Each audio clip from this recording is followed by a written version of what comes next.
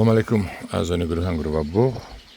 دوستان عزیز، امروز 13 می سال 2026 می باشد. قرار داریم در ناحیه دنقره با شما چهارمغز چنگ رو نشون میدم که سال 24 ماشینوندیم. 25 من 26 شده. سال 25 بسته بود، 26 هم قدش رو ببینید، در 2 متر شدگی. لیکن خیلی که من فقط گپ میزنم هیچ کسی اجرا نمیکند. من گفتگی بودم که سال آینده این دو تا رو یک تا این رو بریدن در کار، یک تا همین رو موندن در کار. خوش قد و قامت شود و بسیار میبندد.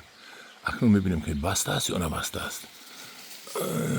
اینجا دو تا دارد، اینجا دو چهارمغز دارد، دو ساله چهارمغز.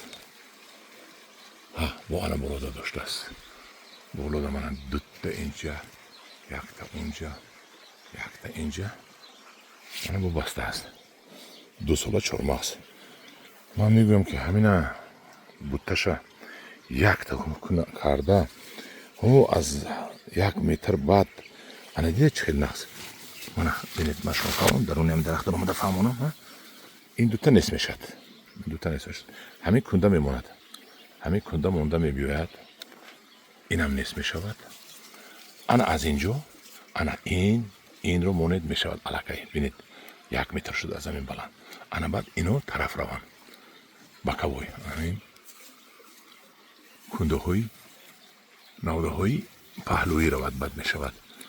انا اینش باشد لیدر می رود و باز می بیاید اینا را می برید و از اینج باید یک پهلوی باز می تید از اینجا. انا این بعد چهارمغز می شود جانانه. انا همدیران عزیز، این بود چهارمغز چندر در ناحیه دنقره. معقول باشد امسال از من زکس کنید، من به شما می بیارم چهارمغز چندر را. در پناه خدا باشد.